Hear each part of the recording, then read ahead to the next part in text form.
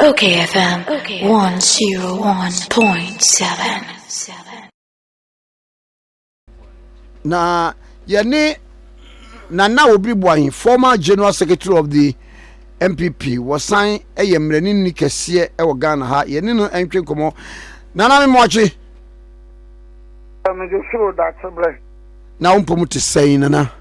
Oh, then my son catch us Manchester or share send on Missy Bomb no. BBN was on bit my Tottenham. Oh. Yeah. Because no could come say Nango Pond the what meno Nango Pond no could come earlier me DNA near no could come. My DNA is no could come. And therefore, even as a supporter of Manchester United, who said that your team known for the past 10 matches at Manchester United above from your Northern Europa. Who is the team no? I just say crime or starting young relegation craft. So you need to be honest. So none of better go there, go back, go me. So none of better go back could be aim with them. Any serious coach, any good coach. Na sa o nana no go fan we. Wonya de, me kwa me ade sen. No, I think it was bought for about 50 million. No, one of the Italian class. No, in fact, the car will make offer Onana. No, the club will you should look offer players three. Who goes scout? You don't go and scout for any goalkeeper.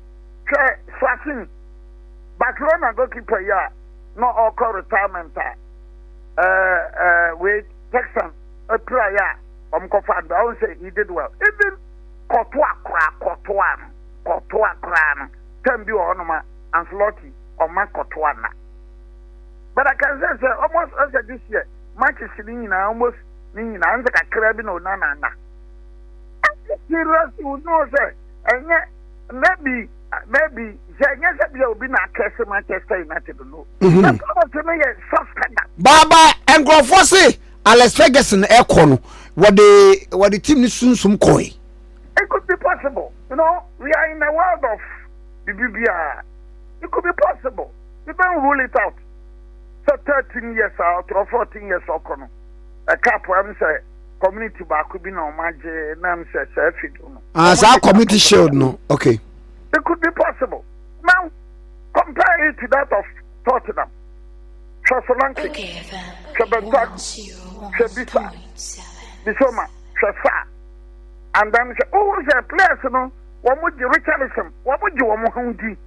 Or Nadia, Richarlison or Jinhudi, Bentak, Jinhudi, Solanke or Jinhudi, Sa or Jinhudi, Bisoma or Jinhudi. What's the players? Well, they call politics. Young politics and not born there. Actually, become was na. CJ Tokonu sues government over suspension. Wants 2 judges restrained. Sa and a daily guide Eddie Abba was I was suspended no Chief Justice CJ Tokonu was sue buying say ne suspension no na nam ekwem and I was 2 justices. Judges saw one more committee no so no near maybe yenyi wamu emfiri so. But my main favorite point is say 146 amampanidia ye dwuma no nipa bia argue say enam say onye legal officer intino enka there should be an CI and a legal instrument be legal instrument be ebe guide no the process of removing or otherwise of the Chief Justice. Now, Obiswa Court to say it must be read with the 289 or so. It must be read together. Obiswa argument is say mo person mo kasa dia and the constitution mo na mo sano because constitution say the second petition per the person to article 146 no one fan comma council of state. Ebi argument no say council of state ni mampanino woman legal persons to establish prima facie. I bet me at a committee. These legal arguments, no, it's saying any day what you who see what you are buying over suspension. Oh, it's just for no, I will be an constitutional legal right. Sa obeko court. Obia the constitutional and legal right. Provide say be a case no ewuya. Ana case no enya etia immoral. Now, since that's a swag court, on tier, the BBN and Sin Quarry, suspended Chief Justice on Timmy Court. The BBN and Sin Quarry, say all your motion, say, my judge for being Bentina, not Samson, the BBN and Sin Quarry. You have the right. But so backward, I'll be ya and so be tumno, and I say yourself for fraud. Now, don't you know the corner no or man young to me? I'm told, and I read it somewhere because Ninyanya Fuing, I read somewhere, sir. Now, what should I say? The acting CG, and then just a poor man or more interesting room. And I'm told, and I read it somewhere, sir. Omukuracha said, Obiahu, sir, or more, and a petitioner been lawyers, I could debate. As for an enemy come into details because a seasoned lawyer, no, this is a full facts and one sana. My bet may kind for us to know something. So, Otimiko, Attorney General Timiko defended. Godfrey Dominance to me the call. Obia Tim the call is the constitutional. But no, I'm saying yet to us. My personal view, these happenings, I am not comfortable at all. These happen. Not comfortable as in what? Okay. Not comfortable as in what? Sir, a petitioner, she been the petition, I am ra. But the man Council of State, Council of State, Tenaso, former Chief Justice, be said, may as men to be. Ya boy Chiraba, President has suspended. President suspended ya Amanda Court. Injunction. Judge Bakubia Martinase. Bero Yare. Yes, sure Yare. But to us that at the ya President Nati Committee. Judge na no Yare no. But be a member of that committee. No. Nano Makin Cancer, whether committee no cry Siviano. Because here, baby, and court complex, then your Supreme Court conference hall. Wherever because here, baby, national security, one of the officers. And you see, these things are costing, it doesn't give a good picture of us. Men can't say, President Mahama, Ayaboni. Men can't say, Tokoma Ayaboni. President Mahama is cracking the ship. He's cracking the ship. 10 years, Ebeto year. President Mahama is cracking the ship. Senior, so for me, I'm not doing politics. I am doing near Ghana, Nibia, objective-minded Ghanaian. Mean Kasa, MPP for better. So I didn't about suspending them and here for so. Mean Kasa auto. I mean, also say NDC for so better. But they are suspending, I suspend them. Until you to mean Kasa auto. I should approach the issue with objectivity.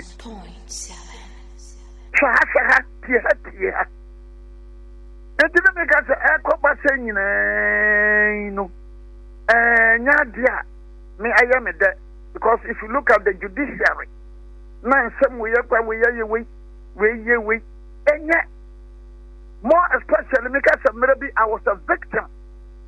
And the title of the case is Golden Age Company Limited versus Nana Obiri Boahen. Golden Age Company Limited versus Nana Obiri Boahen. I petitioned the then Chief Justice said, Supreme Court Judge beat the case in the so. Martin Sabara Waje at the Mutia. The committee is sat. That was, I think, 2020 or 2021. I bet in the committee no report to number. You know, experience. The Supreme Court of Ghana, 4 judges who sat. Okay, sir. Hearing notice, I had a Felix Obiri Boahen. At the say, I had Nana Obiri Boahen. What to be that? Supreme Court of Ghana, the highest court of the land. The lawyer withdrew as a lawyer, no Mame, July 2020, of filing notice of withdrawal of legal representation. But by 2022, Supreme Court of my judgment, but Obiri Boahen is being represented by Foster Kwesi. Me, the uncle to me said, no, Crania, the same Tankia, Coptantia, Yabuya, Tango Ghana, and Yagana, young science and Muyeti. Young science and Muyeti. Me, not me, come a client in the case. Me, I'm a personal case. And I have the boldness to petition the then Chief Justice. The committee sat with the Madame to 4 coye. Papa, I get it from one born, no, one resign, one recruiting who, or something I said, so the BM is for, but give me cost of 35,350 million in 2022. Money ban, no. Yeah, you know, made it some more born, no. It is Uncle Yobia, or you're not going to come in, or so yammy, or you're not going to come in, or so yammy, or Puno. Don't respect the judicial system. Can you other council make a case in the maintenance? And yet the man sat on it. That was the level of rottenness. Then, we are judiciary in a codru. Now, be a generation of Obiri Boahen at home on Konako, one will never be a baby. So, be the way I abano. Prez Mahama, make us a Mahama, we are bronsam. None you talk on Australia, make us a talk on our way of bronsam. But I'm telling me, Bedin. But let me say, because I've been a victim. Hearing notice served on Felix Obiri Boahen. Hearing notice served on Obiri Boahen. Wow, you are a victim. Yes. Now, I'm Supreme Court case and I'm a coin and I'm a victim. I'm a coin, cost 35,000. Hearing notice, I'm friends of women. Judge and I'm a born Quadunu. Or that's a sanit test, or new Fadia. And now, 35,000. Now you be some property. Now we be na kwaji ana de ben.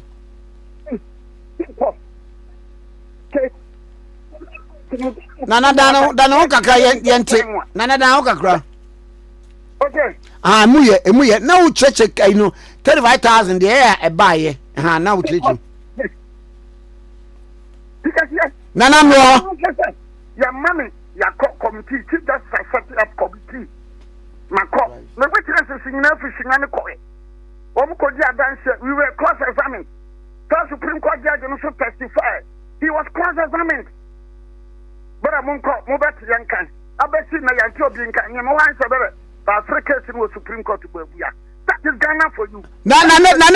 Sir, Sika in question. No. Sika, if you want the call one, and any Paco could yam wine say a day. Nobody yet, 70. Oh, now what case I recall court set you at 35,000. Hey, now me okay, what? Yeah, me case do Kumasi. Case me yano Kumasi. Judge, as you are talking now, no. Judge, the cost 4 billion. 4 billion. Kumasi High Court. I'm aware. Wajama, I saying the other side, 4 billion. Me lawyer now, me dinam kekano. Me kwa wajin cost 40,400 million. So why a day? My baby says, it tells you the level of rot. It tells you the level of rot which we are going through at the hands of some of the judges. Eji, Mebo, your upon your client's instructions, and I would did it me judge me lawyer now, me dear mama, me client, no, me what do cost to Tiam said ye. Oh, I wish I know. In fact, on 4th December 2024, now me are man court, me the excuse duty coy, no motion be pending, me the medical form so coy. 4th December 2024. In motion, I'm filing the judge in the sign the cost of 200 million Tiame. Me ba cho me bo papa me cancel for this person na me hododo me na mama mama no me pa cho me nya witness a witness kra won't me for so no and I'm nya party to the case. I'm only counsel for the client. Wow, the cost to me say I mean muna mumra wo eno I wan fa. You know, you see, say ebia you do stage bi ebia motion no yet and ya cry ni say yes motion ya file now file cry. So extreme cases then the judge will award a cost against the lawyer. Extreme cases where the judge will award cost against the lawyer on fa cost ni bi ntia clients because because the lawyer na anya de wanya hwe. But in my case, me yare motion ni pende. Na the crack akọ. That's my mama activity. That was on 4th December 2024. In fact, that was the case. I've even petitioned. I filed a motion on notice. Said the judge should recuse himself. Judge na odias and my filing motion air pende to unrecuse. And that motion, we served the then Chief Justice Pocono with a copy of the motion. We served the Chief Justice, the judge, High Court Judge, on recusing. Meet you. We stand and say, yes, Chief Justice Pocono. Look what you said to me, the Chief Justice has been served through the Judicial Secretary. We are trying directives from the Chief Justice. This judge in Kumasi didn't bother. He went ahead. Even now we stand and say, medical, I agree that the principle of law is adjustment to a lawyer. But we are going to me yare. Me yare. Judge Mr. John Farmer motion will come. Or the cost. ATM 20,000. Earlier, I know what's not about 20,000. Into I give me 40,000. The clients also I give 4 billion, 400,000, 4 billion. But yeah, because can answer one and can answer most of you know. Obi Bebu says under whose watch? Under the watch of Chief Justice. Wow. Yes, because under the watch of Chief Justice, say now our Kumasano, I had the motion coin. I had the course of recusing. Say, Osuro Chief Justice now. So Osuro no. And I'll give you about to us, kind of correct. What in a matter? Let us say. So you said that was a strict disciplinarian. So after my case in this one, well, you are no, but some continents are another. No, correct. So, me a couple of minutes, I'm saying, because about 100 lawyers, and they will tell you, sir, in as much some of the judges are good, some of them are poor. Acting Chief Justice Bafuboni was talking about lawyers now. I'm calling them to the bar and say they should not be commercializing the practice. Yes, I agree. But I was expecting Bafuboni to have gone further to advise judges. So judges, so make a way when you had your Bamaka, Utu Mamma for no treasure and waffle. Was commercialize it, you know. So a lot of people in Ghana, with due respect, don't have enough confidence in the judiciary in both Ghana and Nigeria. And that is the situation we find ourselves. That is where we've gotten to. Me and me that baby I'm from me and the cancer there. The way a baby he cries, Samau Kuran Kabinum Pay. Samau Kuran Kabinum Pay. But I am not correct. So what is that? A Lotejo Kosako Ghana hanging no California me and Obiri Boahen, as Senator Rollins, and Dr. Baumia. Only when they say the whole country Ghana no Obiri Boahen Kwana no Kotkani. So Chief Justice Asema Ebe, yeah, what the legal fraternity no. Bebre Yasu, Bebre follow. So what was that platform Bebre Shua? Who is some Bebre? Now, few lawyers may be extremely worried about what is happening. Why? Because you know from Nyatu, Anyasem papa. So to some of the lawyers, they think that Mahama is just cracking the ship. Mahama, yes. Only to some other lawyers, they say, Mahama, Jawe, Janyawayan, Jawe, Nyawayan, and yet a pobo as you see it. It's an open figure. Me, everybody, me, natural mechanic say, to baby, but a cum, Corona, family to baby, coffee to baby. Me, a friend coffee to baby. Coffee men, Pamela Wassam.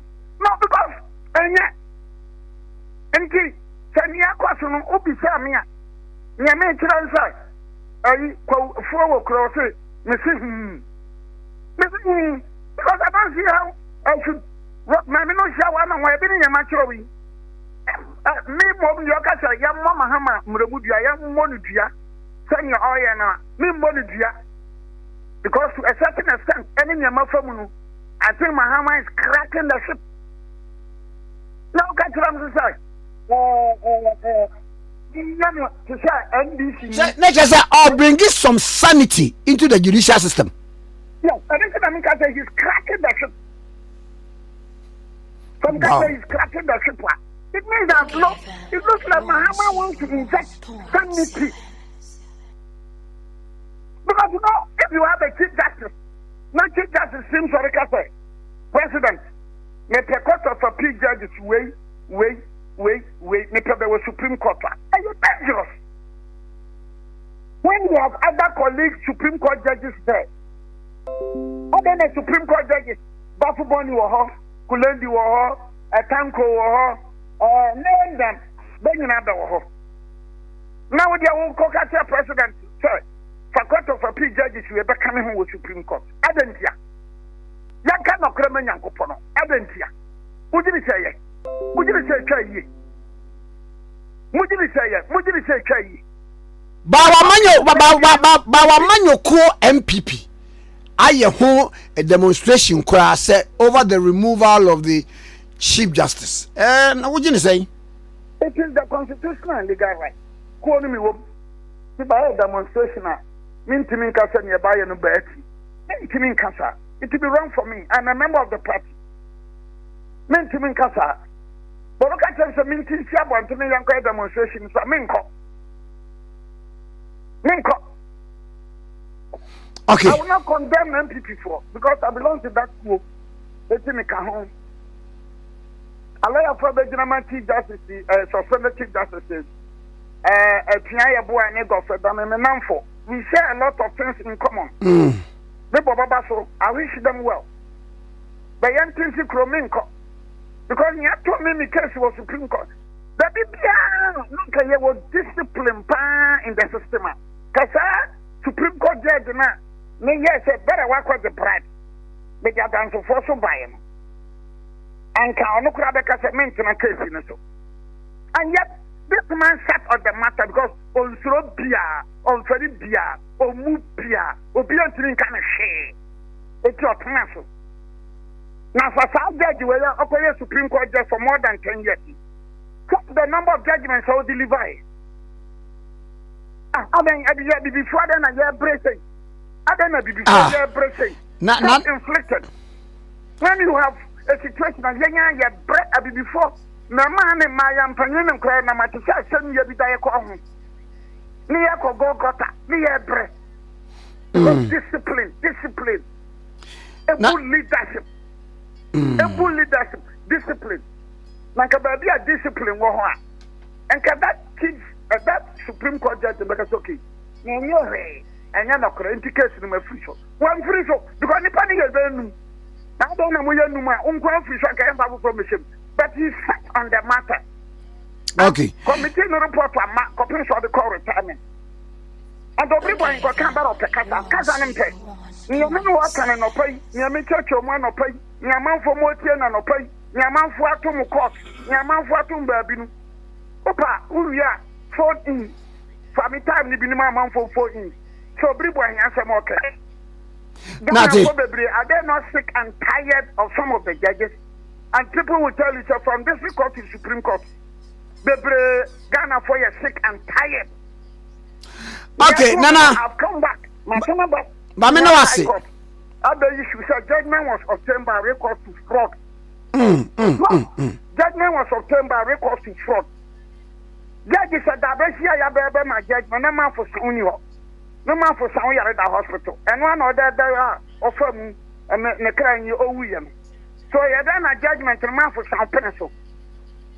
Golden age limit versus no everyone, Monko Pankani. And those who want to write long essays and thesis in Ghana, long essay and thesis. Martin, you want investors to come and invest in this country. Africa, you better come here when Nana Mamma was saying, pay. Chief Justice, Adiko Court. Bill Mara to know their court. Remember, in the constitutional and legal right. I wish you well. Bill Mara, I don't know about for Bonnie. Only from not Ramana. Only from, sir.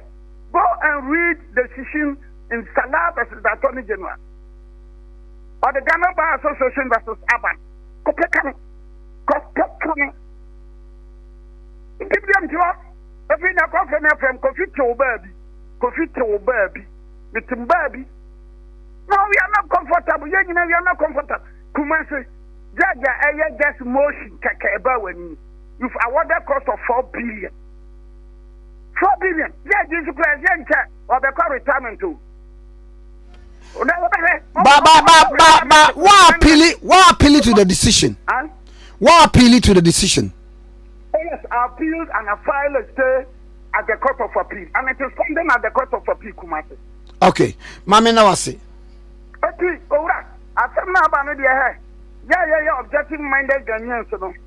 Me said to could be money that can, and yes, I out from here. Me need the Mahama time back. Perhaps some kinds of wisdom. Perhaps he wants to crack the inject sanity. Mahama on your bonnet. Talk on also so Philisa. Also image to protect. It's also a cockot. Talk on also your bonnet. But the middle giant answer. The bottom line is that a good number of Ghanaians feel that your judge is in a bebre singer. So and promotion of judges, or Mufama Ghana Bar Association. Copa Association judges in a quadrument of year. Now, I say, President never promote, Judicial Council never promote. Because of one man, Chief Justice, Tim Carter, President, Court of Appeal judges with me, number worship. How possible? Oh, yes, I will be in Yanka. When Soko did that, nobody complained. This is a main corner from this framing. Nankasa Wadi and Kaye. Mekayano against Ufono, the D matter. What was any yes? Mamma was saying, what for President Akajan Soma Winumra?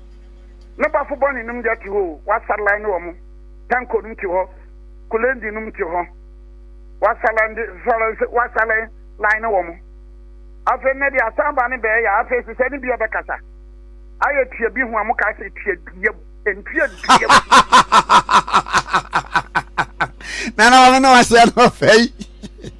Yamishra, Nana. Edu. What's it? Wono, a more Colendi Numning Grofo, or senior, a Ivono. What sideline woman now? Now they are common penny. That has it, me pay. And oh, yeah, and when you find KKBK. Ne brofo kakra beka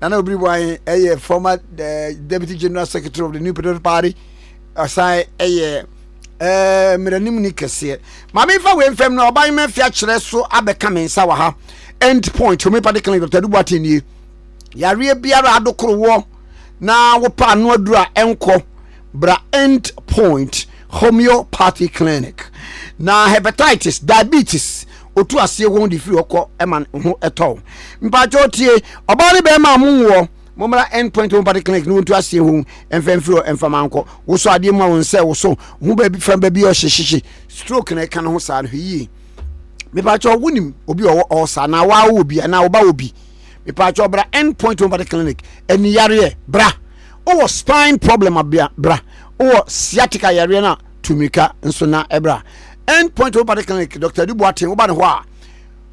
Apart from dental issues, and there be, but BBA bar and your hair shop and yet yenye surgery homeopathy no unuma any side effect and what is how you or crowd sprinters will shell signboard. We'll be able to come to do a Farajan shall go straight to Podi Gardens, follow the sun to the clinic. Kumase branch and a Kuruma Boya Angel Educational School, a cheap protector branch of Wanaja police station, a cheap will be able to touch my hands. End point over the clinic. Okay. The number near Dr. Obiri Boahen number name. Now, I'm 30 minutes in Patch. I'm on Shannon. 0244 867068 0244 86 70 68 0244 86 70 68 0244 86 70 68 0244 86 70 68 End point homeopathy clinic. And we na ye bedin kombo bi ni pa cho tewa so na me ma oban ma akwaba me wa akwaba ye jofa ensuo yi etotoyi aboa wo papa ade so udwam mi dwam mi dwashi ma me nwi ho me de manum kwa e kro ma me nwi ho aha nyi wanum na meka de wo keka no a ekira hai anso obutimi nkan wa fidie so enye manum na wo kana de na wo wo edu aji a ma me down hwan what's it o eno na hwan lumba nyom no anyi ba nyom bushia me down ano pay sofo catch sofo se bushia sofo bushia me down boo baby wo bia okunu sofo wo frɛ na afen baby me hu amane wo nsa no o da bi ede na afrɛ sofo baby Me friend. OKFM 101.7.